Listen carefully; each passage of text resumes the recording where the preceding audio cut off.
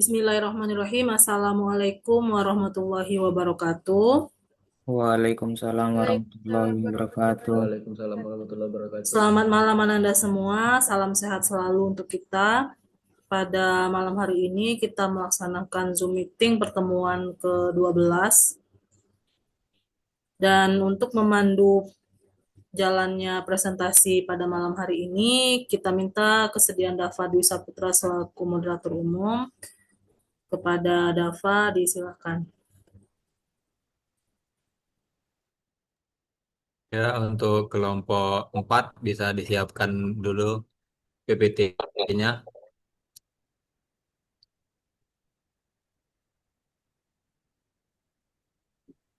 Kenapa tidak seperti ini?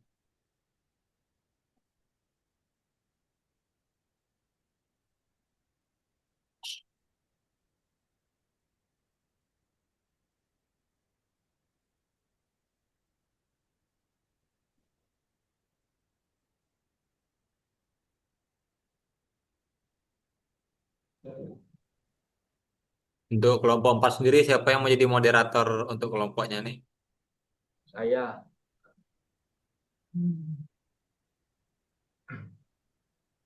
Baik, apakah slide-nya sudah terlihat dengan jelas? Sudah. Sudah. Apakah sudah bisa dimulai moderator umum? Sudah, silakan. Baik, terima kasih. Baik, Assalamualaikum warahmatullahi wabarakatuh. Waalaikumsalam. Waalaikumsalam warahmatullahi wabarakatuh. Terima kasih kepada moderator umum Dava Dwi Saputra yang telah memberikan kesempatan untuk kelompok 4 berpresentasi pada malam hari ini. Baiklah, pada kesempatan kali ini kami akan mempresentasikan dengan judul analisis statistik konsumsi energi listrik pada bangunan gedung Yayasan Widya Dharma Pontianak, di mana kelompok 4 sendiri terdiri dari saya sendiri moderator Raihan Asyawal, kemudian ada Faras Maulana Putra, kemudian Muhammad Al-Zafarani dan Reza Kurniawan. Next. Adapun latar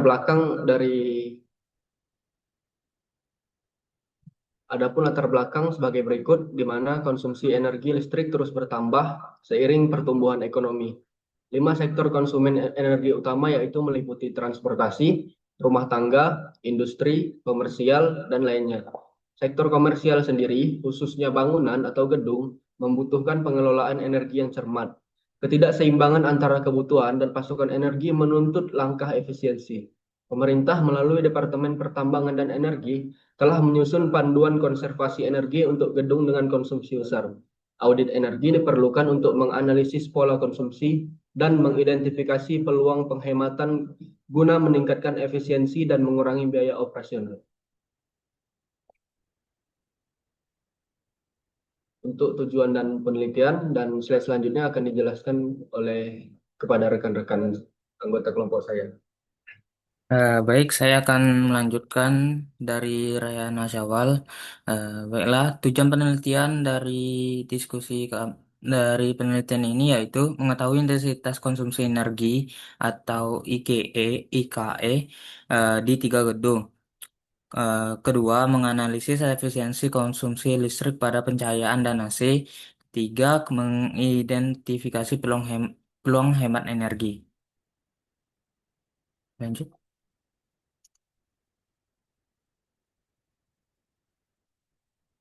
Eh, Baiklah, di sini ada metodologinya, yaitu di data terdapat konsumsi listrik dari PLN dan fisik bangunan. Di parameter ada IKE, yaitu terdiri dari KWH per meter kuadrat per tahun. Kemudian ada audit awal tanpa alat ukur atau hanya datanya. Kemudian analisis ANOVA, regresi, dan korelasi. Lanjut. Nah, Berikut lebih jelasnya dari metodologinya yaitu data. Data yang diambil dibedakan menjadi konsumsi energi listrik dan fisik bangunan, yang dimana data konsumsi energi listrik diambil dari pemakaian bulanan selama 2 tahun PT PLN. Untuk data fisik bangunan dari rincian luas bangunan meter kuadrat untuk setiap gedungnya. Selanjutnya, parameter. Perhitungan parameter energi menggunakan intensitas konsumsi energi atau IKE, yang dimana IKE tahunan sama dengan energi yang digunakan kWh per tahun eh, per luas bangunan meter kuadrat. Ketiga, audit energi awal. Audit energi awal yang merupakan tahap pemeriksaan awal untuk mengetahui pola konsumsi energi tanpa memerlukan pengukuran langsung yang kompleks. Audit energi awal dipilih karena lebih praktis dan cost efektif untuk mengevaluasi efisiensi energi gedung. Kemudian analisis. Analisis statistik yang digunakan pada penelitian ini yaitu uji ANOVA, Analysis of Variance, regresi, dan korelasi. Lanjut. Eh, Berikut dari perhitungan hasil konsumsi energi yang telah didapatkan, yaitu di gedung A didapat 87,49 kWh per meter kuadrat per tahunnya. Di gedung B 50,82 kWh per meter kuadrat per tahunnya. Dan di gedung C 36 kWh per meter kuadrat per tahunnya. Semua gedung masih dalam kategori efisien. Nah, lanjut.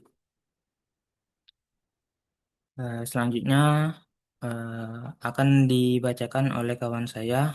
Dimohon untuk ininya.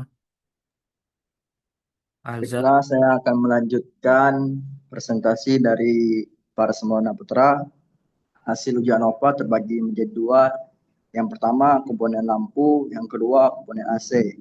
Komponen lampu H0 ditolak, komponen AC H0 ditolak. Konsumsi lampu dan AC di semua gedung memenuhi standar IKE. Next.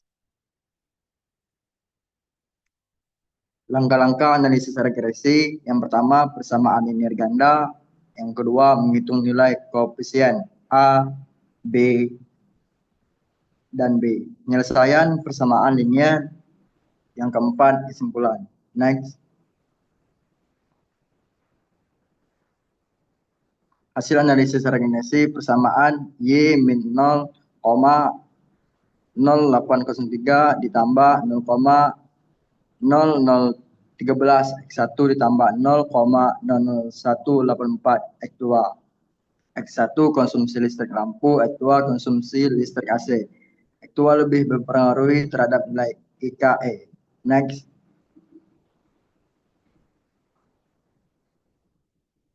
Selanjutnya akan disampaikan oleh Reza Kurniawan.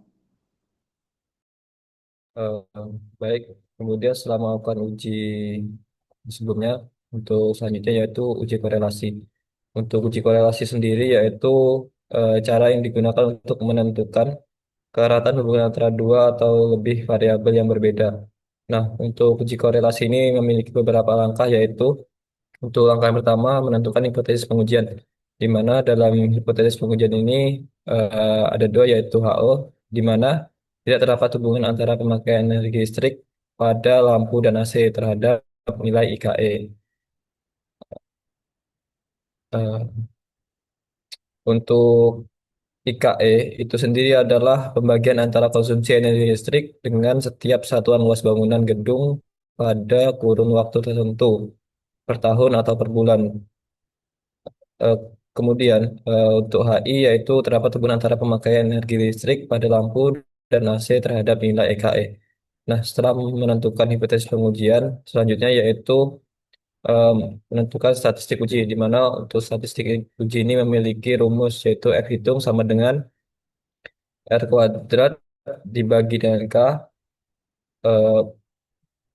per dalam kurung 1 kurang R kuadrat dibagi dalam kurung N kurang K kurang 1. Setelah menentukan statistik uji, selanjutnya yaitu menentukan taraf nyata dan kriteria pengujian. Nah, untuk nyata yaitu eh, sekitar 0,05. Dan untuk kriteria pengujian, jika F hitung lebih besar daripada F tabel, maka HO ditolak. Artinya signifikan. Kemudian jika F hitung lebih kecil daripada F tabel, maka HO diterima, artinya tidak signifikan. Kemudian yaitu nilai statistik uji dan nilai F tabel. Nah, untuk nilai stas- F tabel ini pada tabel 2,1 yaitu 3,47, dan untuk nilai statistik uji kita menggunakan rumus yang sebelumnya dihasil ya dapat dihasilkan 0,657. Nah, kemudian hasil dari uji korelasi. Dari uji korelasi tersebut, nilai korelasi ganda sangat rendah yaitu R sama dengan 0,07375. Nah, untuk F hitung itu lebih kecil daripada F tabel. Dapat simpulkan tidak ada hubungan signifikan antara pemakaian listrik lampu dan AC terhadap IKE. Kemudian dari uji korelasi ini dapat disimpulkan bahwa ada faktor lain yang mempengaruhi nilai IKE-nya. Selanjutnya ada rekomendasi penghematan energi listrik. Nah, untuk penghematan energinya itu gantian AC lama dengan inverter dengan hasil hemat energi sampai 30%, net di Persi rasio 1,12, IRR sama dengan 60,41%, dan BEP 2 tahun 4 bulan. Kemudian untuk kesimpulan akan dilanjutkan oleh Rayhana Syawal. Baik, terima kasih kepada Saudara Reza. Adapun kesimpulan yang dapat disimpulkan pada presentasi ini adalah yang pertama adalah semua gedung memiliki IKE yang efisien. Yang kedua, penggunaan AC paling besar kontribusinya terhadap konsumsi energi. Kemudian kesimpulan yang ketiga, penghematan bisa dilakukan dengan mengganti AC sesuai kebutuhan pendinginan. Baik, mungkin sekian yang dapat disampaikan. Jika ada yang ingin ditanyakan, silakan untuk bertanya.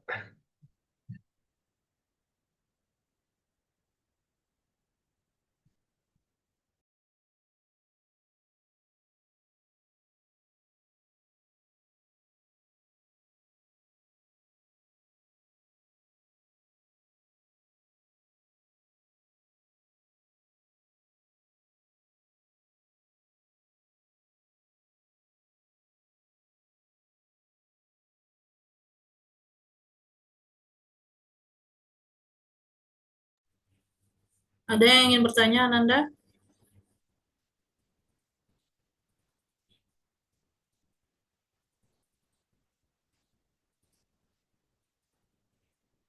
Ini yang AS ini siapa ya?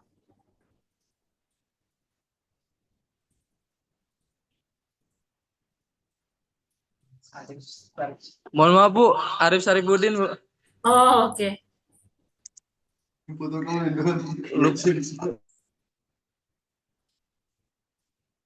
Minimal ada satu pertanyaan lah, Ananda.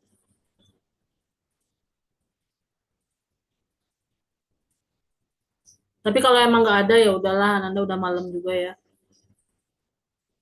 Berarti kalau emang nggak ada pertanyaan untuk kelompok ini, kelompok berikutnya juga nggak usah ada pertanyaan. Berarti tanpa tanya jawab gitu.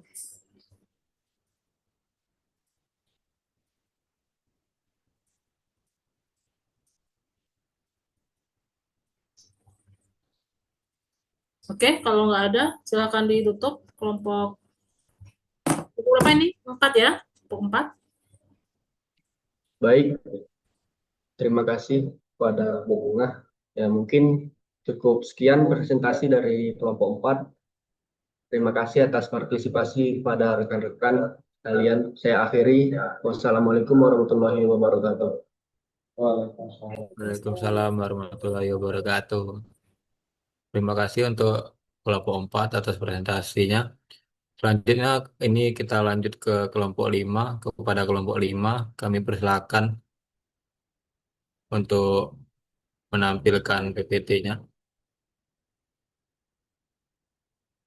Kelompok 5 siapa ya? Anggotanya? Saya. Iya.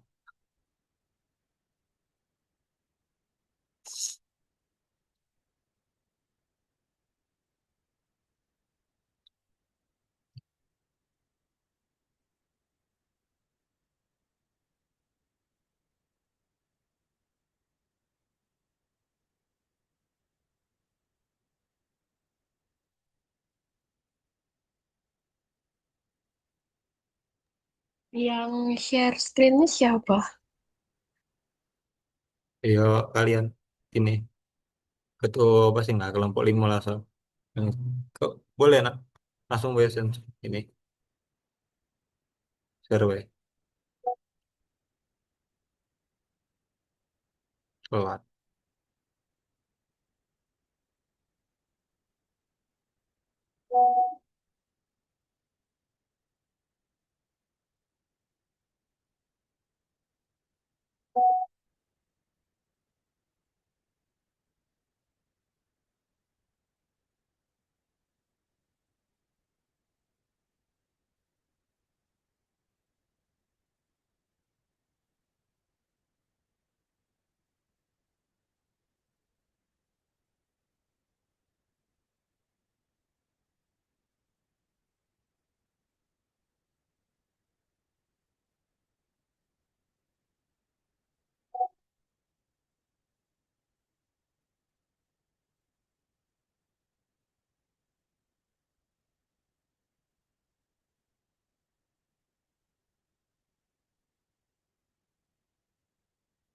Ya mungkin untuk kelompok 5 udah siap.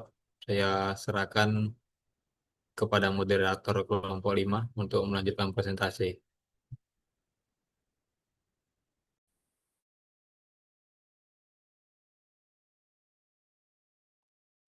Baik, terima kasih untuk moderator umum. Sebelumnya, Assalamualaikum warahmatullahi wabarakatuh. Selamat malam semuanya. Perkenalkan, kami dari kelompok 5 yang beranggotakan saya sendiri, Nadia Eka Putri, Iwan Umairam, Muhammad Maulida Nasution, dan Muhammad Galang Setiawan. Di sini kami akan membahas materi mengenai analisis statistik level daya sinyal provider, Telkomsel, dan XL di jurusan Teknik Elektro Universitas Mataram menggunakan metode walk test.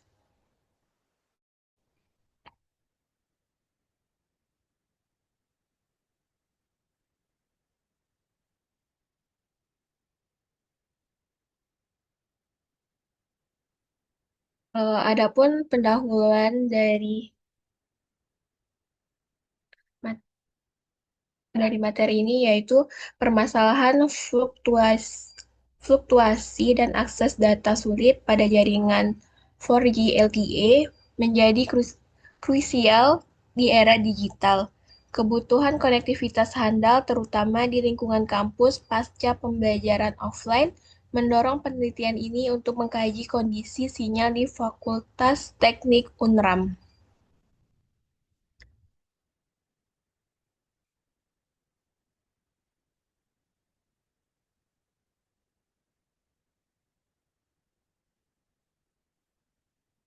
Untuk tujuan penelitiannya yaitu mengukur level daya sinyal Telkomsel dan XL indoor atau outdoor dan membagikan path loss, memetakan lokasi penerimaan sinyal dan mengidentifikasi area dan akses internet secara optimal. Next.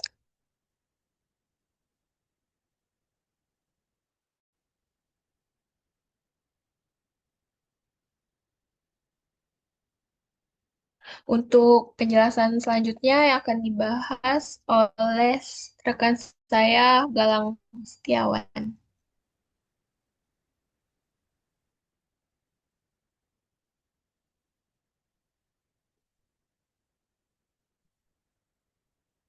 Hmm, Baiklah, Assalamualaikum warahmatullahi wabarakatuh. Nah, saya menjelaskan soal metodologi. Eh, Penelitian ini memilih pendekatan yang sangat praktis dan efisien, yaitu metode walk test. Metode ini pada dasarnya adalah teknik pengukuran sistem telekomunikasi bergerak yang dilakukan secara manual, yaitu dengan berjalan kaki sambil membawa perangkat drive test. Ini sangat ideal untuk area yang tidak terlalu luas dan terutama sangat cocok untuk kondisi yang indoor seperti lingkungan kampus, mall, hotel, ataupun rumah sakit, dimanapun menggunakan kendaraan mungkin tidak memungkinkan. Selanjutnya, metodologi, tahap, dan kebutuhan pada sistem. Eh,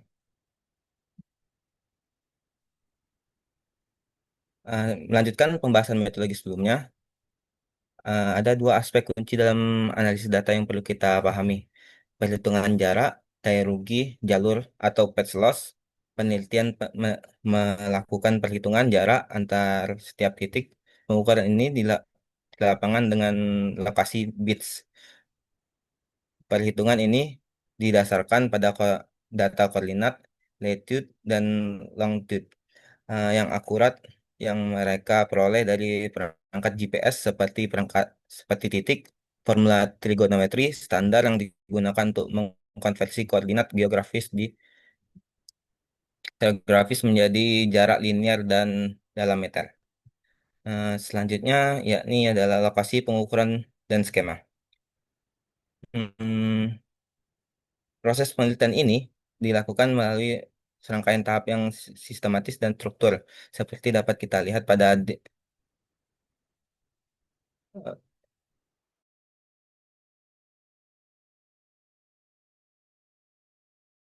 ini sangat diagram alir.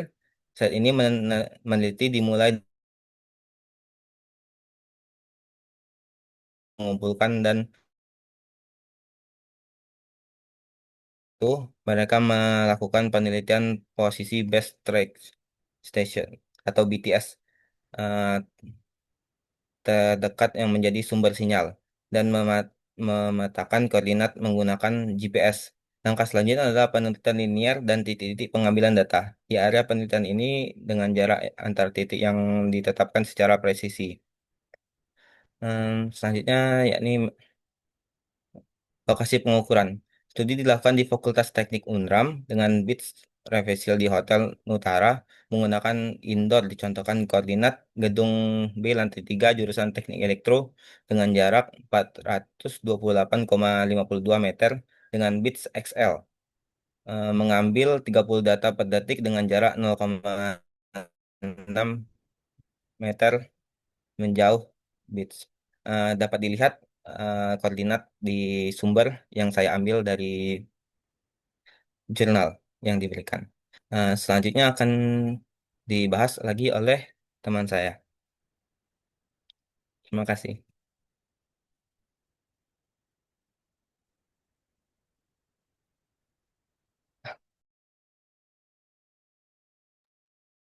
Baiklah, saya akan menjelaskan mengenai hasil dan pembahasan. Yang bagian pertama, yaitu part loss rata-rata. Dari hasil pengukuran, kita menemukan bahwa provider XL pada kondisi indoor menunjukkan part loss tertinggi, yaitu 139,83 dBm. Sementara Telkomsel indoor justru mencatat part loss terendah di angka 130,57 dBm. Namun, nilai standar deviasi tertinggi justru dimiliki oleh Telkomsel outdoor sebesar 5,38 dB.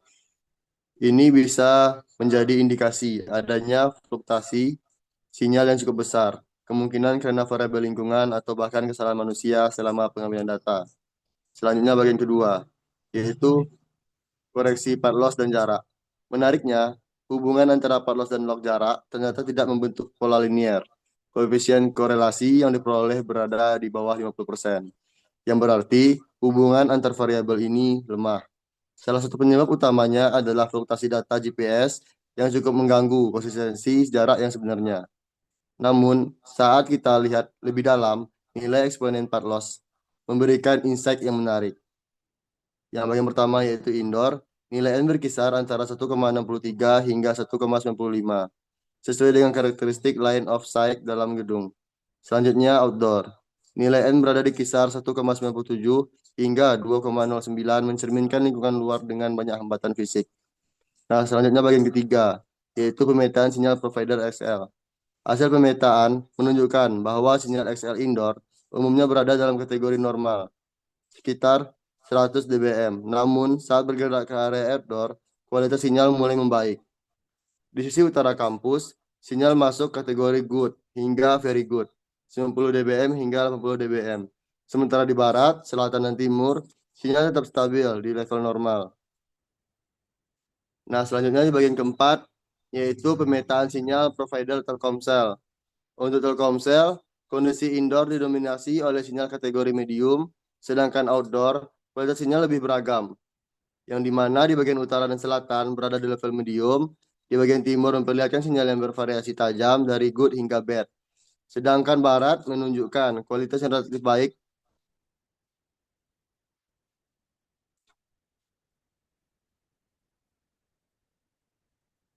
Mungkin hanya itu yang dapat saya sampaikan mengenai hasil dan pembahasan. Selanjutnya akan dijelaskan oleh Nadia atau moderator dari kelompok 5. Sekian, terima kasih.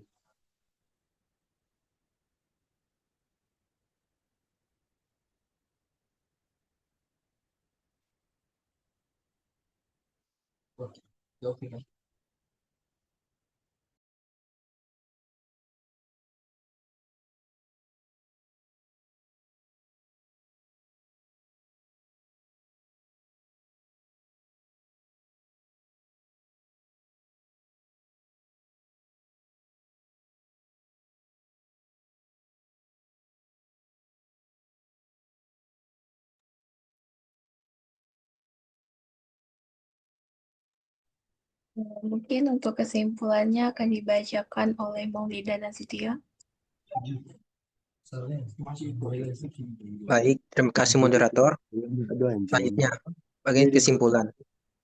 Sinyal provider XL. Pengukuran level daya sinyal provider XL, kondisi indoor berada pada kategori normal dan kondisi outdoor pada kategori bagus atau good. Dan sinyal provider Telkomsel, pengukuran level daya sinyal provider Telkomsel kondisi indoor berada pada kategori medium dan kondisi outdoor pada kategori medium, good, and bad. Selanjutnya,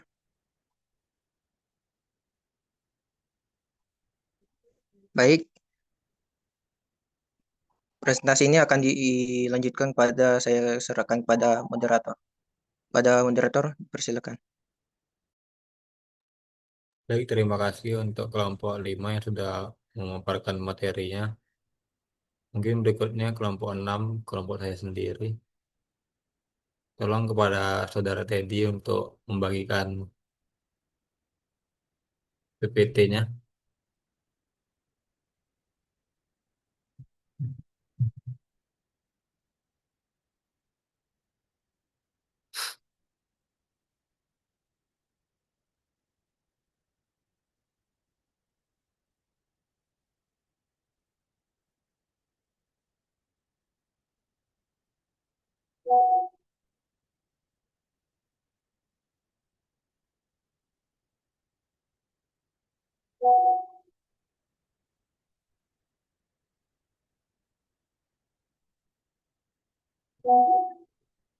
Baik, Assalamualaikum warahmatullahi wabarakatuh. Assalamualaikum warahmatullahi wabarakatuh. Sebelumnya kami dari kelompok 6 ingin menjelaskan presentasi kami tentang pengaruh single tunnel filter terhadap frekuensi harmonik ketiga pada beban rumah tangga 2000. Untuk anggota kami yaitu Teddy Samuel Samosir, Rahmat Zailani, Farhan Fatur Rahman, dan saya sendiri Dafadil Saputra. Sebelumnya untuk Bu Bunga, Bu, untuk kami presentasi hanya bertiga, Bu, karena satunya lagi tidak dapat dihubungi, Bu. Yang satu lagi itu siapa? Farhan, Bu. Oh, iya. Oke. Rahmat Zailani ini pakai D atau T? Kalau di Siakap itu pakai T. Namanya tuh, Rahmat. Iya. Izin Bu, sebenarnya tuh pakai D Bu, cuman kalau tempatku di WA mungkin ada kesalahan. Kalau bisa input, bisa yang muncul T gitu. Nanti takutnya sampai ke ini ya, harus urus tuh kalau yang benernya D ya D. Iya Bu, saya diaktifkan emang D gitu. Kan kadang di mana-mana tuh kadang yang masuk tuh D. Oh gitu. Jadi urus aja ke LPTIK, takutnya sampai ke ijazah nanti kan jadi masalah ya. Ya, nanti coba nanti kalau sampai ijazah ya kan. Nanti jasa palsu. viral pula kan, kalau jadi pejabat nanti kan. Gitu. Jadi jasa palsu pula nanti. Iya. Oke, lanjut. Baik, untuk latar belakang mungkin akan dijelaskan oleh Teddy. Baik, terima kasih kepada moderator telah memberikan kesempatan pada saya. Sini saya akan menjelaskan latar belakang dari presentasi kami. Kebutuhan energi listrik dalam kehidupan sehari-hari semakin meningkat, terutama di lingkungan rumah tangga yang menggunakan berbagai perangkat elektronik. Banyak dari peralatan ini, seperti televisi, lemari es, dan lampu, merupakan beban non-linear yang dapat menimbulkan distorsi harmonik pada sistem kelistrikan. Distorsi harmonik merupakan gangguan pada bentuk gelombang arus dan tegangan yang harusnya sinusoidal, namun menjadi terdistorsi karena pengaruh harmonik. Khususnya frekuensi harmonik ketiga, 150 Hz. Gangguan ini dapat menyebabkan penurunan kualitas daya listrik, menurunkan faktor daya, meningkatkan rugi daya, bahkan memperpendek usia peralatan akibat overheating. Oleh karena itu dibutuhkan solusi teknis yang efektif untuk mereduksi harmonik tersebut. Salah satu metode yang dapat digunakan adalah dengan menerapkan single tuner filter, yaitu filter pasif yang dirancang untuk mengurangi harmonik pada frekuensi tertentu. Dengan penelitian ini, SPF digunakan untuk mereduksi harmonik ketiga pada beban rumah tangga 2200 volt ampere, dengan harapan dapat meningkatkan kualitas daya listrik dan nilai faktor daya. Adapun tujuan penelitian yang kami presentasikan di sini, yaitu penelitian ini bertujuan untuk mengetahui pengaruh penggunaan single tuner filter dalam mereduksi frekuensi harmonik ketiga yang muncul pada beban rumah tangga dengan daya 2200 volt ampere. Secara khusus, penelitian ini ingin mengukur sejauh mana penurunan nilai individual harmonik distortion baik pada arus maupun tegangan dapat meningkat nilai faktor daya. Selain itu, penelitian ini bertujuan untuk membandingkan kondisi kualitas daya listrik sebelum dan sesudah pemasangan filter, serta mengevaluasi efektivitas single tuner filter dalam meningkatkan efisiensi pengalihan listrik pada beban rumah tangga. Selanjutnya, dasar teori akan dijelaskan oleh Ahmad Jailani. Oke, izin sebelumnya. Sebelum itu, apa sih distorsi harmonik, IHD, THD, power factor, dan juga single tooth filter itu? Distorsi harmonik merupakan gangguan pada sistem kelistrikan yang ditandai dengan perubahan bentuk gelombang arus atau tegangan dari sinusoidal yang biasanya disebabkan oleh beban nonlinear seperti peralatan elektronik. Untuk mengukur seberapa besar gangguan ini, digunakan dua parameter utama, yaitu individual harmonic distortion atau IHD yang mengukur harmonik pada orde tertentu, dan total harmonic distortion atau THD yang menunjukkan persentase total harmonik terhadap sinyal dasar. Tingginya nilai THD atau IHD dapat menurunkan kualitas daya dan menyebabkan faktor daya atau power factor menjadi rendah, yang berarti efisiensi penggunaan listrik menurun. Salah satu solusi untuk mereduksi harmonik adalah dengan menggunakan single tooth filter, yaitu rangkaian pasif yang terdiri dari induktor dan juga kapasitor, dan dirancang khusus untuk melihat satu frekuensi harmonik tertentu. Dalam penelitian ini adalah frekuensi harmonik ketiga, sehingga dapat meningkatkan kualitas daya dan memperbaiki faktor daya.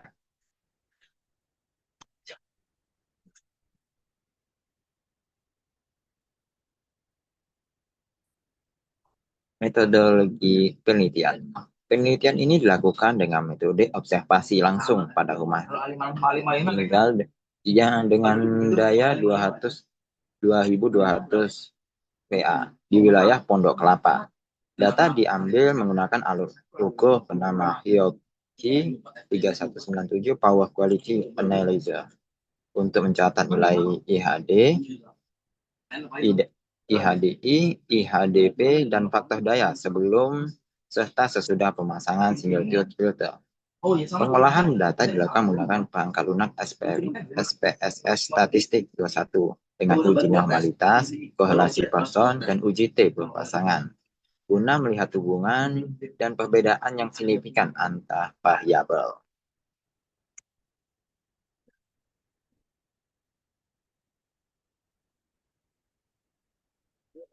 Rangkaian single tube filter sebenarnya apa sih? Rangkaian single tube filter merupakan rangkaian pasif yang dirancang untuk mendeteksi harmonik pada suatu frekuensi tertentu, yaitu frekuensi harmonik ketiga atau 150 Hz pada sistem listrik rumah tangga 2200 VA.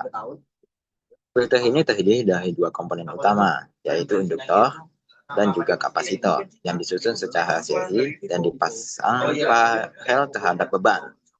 Ketika frekuensi harmonik ketiga masuk ke dalam sistem, rangkaian ini akan membentuk resonansi yang menyerap komponen harmonik tersebut, sehingga hanya frekuensi fundamental atau low Hz yang dilewatkan. Dengan demikian, single tube filter mampu mengurangi distorsi harmonik dan meningkatkan kualitas daya secara signifikan. Nah, di sebelah kiri ini tentu kalau misalnya rangkaian serinya, rangkaian induktor, beban, dan juga kapasitornya. Sedangkan di sebelah kanan ini rangkaian dengan paralel. Semuanya. Oke. Di sini ditampilkan hasil pengukuran, yaitu pengukuran dari tiap rumah sebelum dan sesudah pemasangan single tube filter. Misalnya saja rumah 1, IHD sebelum dipasang single tube filter terdapat 4,8. Kemudian ketika sesudah dipasang, nilai IHD menurun sampai 2,05. Ini menunjukkan bahwa pemasangan single tube filter sangat berpengaruh mengurangi IHD terhadap listrik di rumah tangga.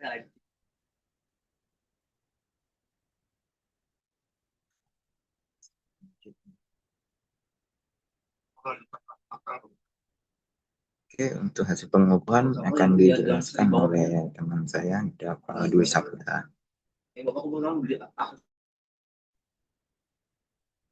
Ya, mungkin untuk hasil pengukuran ini kami menggunakan 6 rumus yang dimana untuk perhitungan pertama ini untuk mencari nilai kifar atau perhitungan daya reaktif.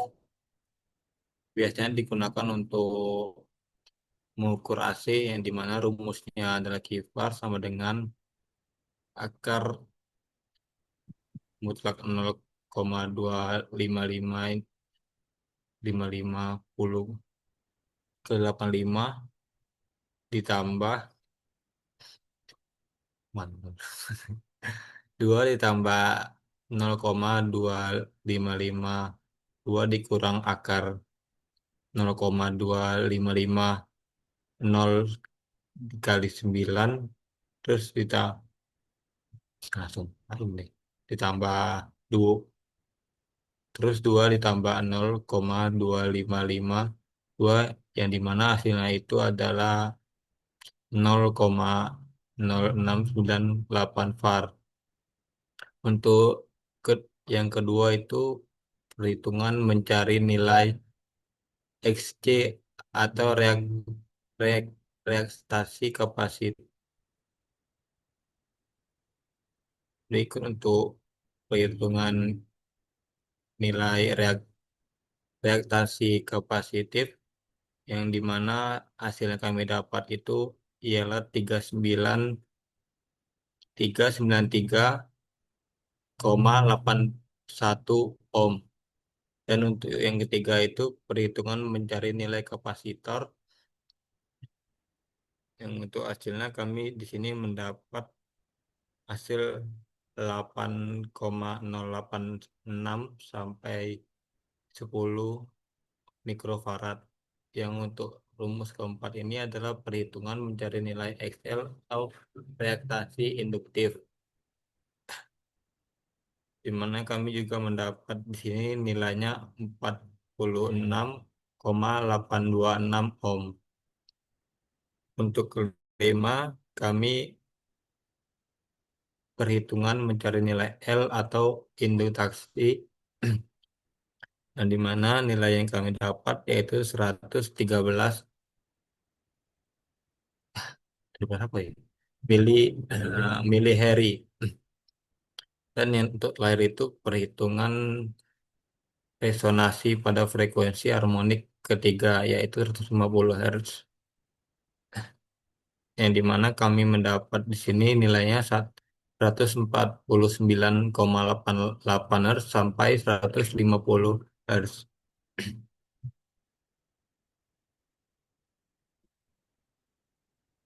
Untuk kesimpulannya yaitu pemasangan simultaneous filter atau STF terbukti mampu mereduksi frekuensi harmonik ketiga pada beban rumah tangga 2200 volt ampere.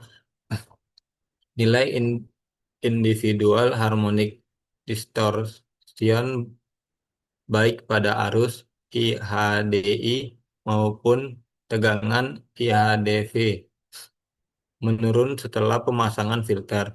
Penurunan harmonik ini juga diikuti oleh peningkatan nilai faktor daya yang menunjukkan perbaikan efisiensi sistem kelistrikan rumah tangga. Dengan demikian, penggunaan STF memberikan dampak positif dalam meningkatkan kualitas daya listrik dan sangat layak diterapkan sebagai solusi sederhana namun efektif untuk mengatasi gangguan harmonik pada instalasi rumah tangga.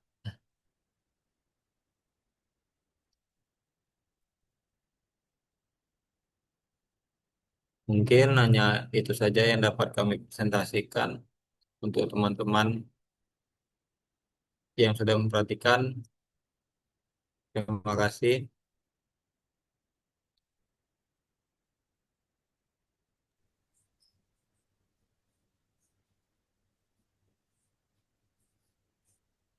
Baik, Keren ya penutupnya. baik Bu, untuk mungkin ini presentasi terakhir dari kelompok 6 yang menutup Zoom meeting kita pada malam hari ini. Saya moderator umum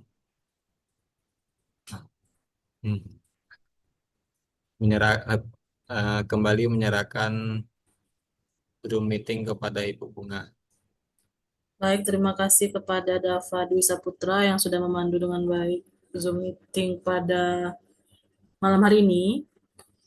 Itu tadi presentasi kelompok 456, penerapan statistika dalam teknik elektro berupa uji T, ANOVA, analisis regresi dan korelasi dalam berbagai kasus. Dan untuk uji T-nya berbeda dengan yang kita pelajari waktu offline, karena uji T itu sendiri kan ada 3, one sample t-test, pengujian satu kelompok sampel itu sama nggak rata-ratanya dengan sebelumnya, dengan misalkan tahun 2024 dibandingkan dengan 2025 untuk sampel yang sama. Kemudian per sampel t-test yang disampaikan oleh kelompok 6 tadi ya, sebelum sesudah ya. Nah, yang sebelum sesudah itu per sampel t-test. Kemudian yang kita pelajari kemarin offline itu adalah independent sample t-test. Jadi membandingkan dua kelompok atau dua populasi ya, misalkan R1 dengan R2 gitu.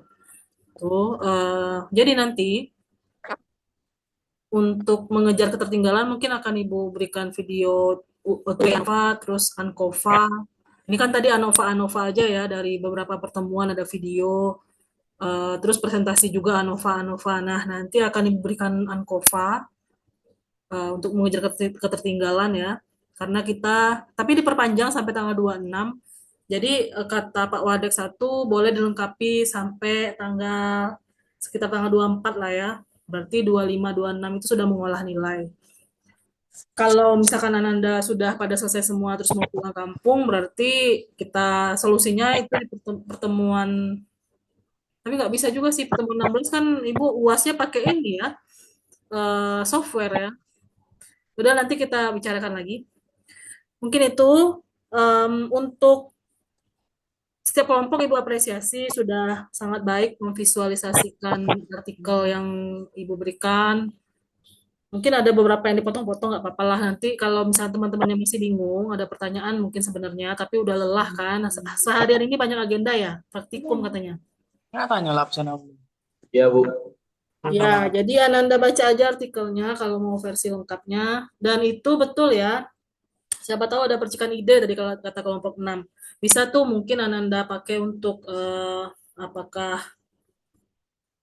skripsinya nanti gitu, atau sebagai untuk bahan untuk lomba KTI atau lomba essay gitu ya. Kan ada banyak nih event-event yang bisa Ananda ikuti kompetisi sebelum lulus. Mungkin itu dari Ibu. Terima kasih sekali lagi kepada Ananda semuanya dan kelompok yang sudah presentasi pada malam hari ini. Mohon maaf jika terdapat hal-hal yang kurang berkenan dan beberapa kali diundur-undur ya. Ini nanti kita berarti Sabtu, bisa Sabtu sore jam 3 bisa? Bisa, Bu. Oke. Oke. Sabtu sore insya Allah kita pertemuan berikutnya. Terima kasih atas semangat Anda walaupun malam hari. Selamat malam. Assalamualaikum warahmatullahi wabarakatuh.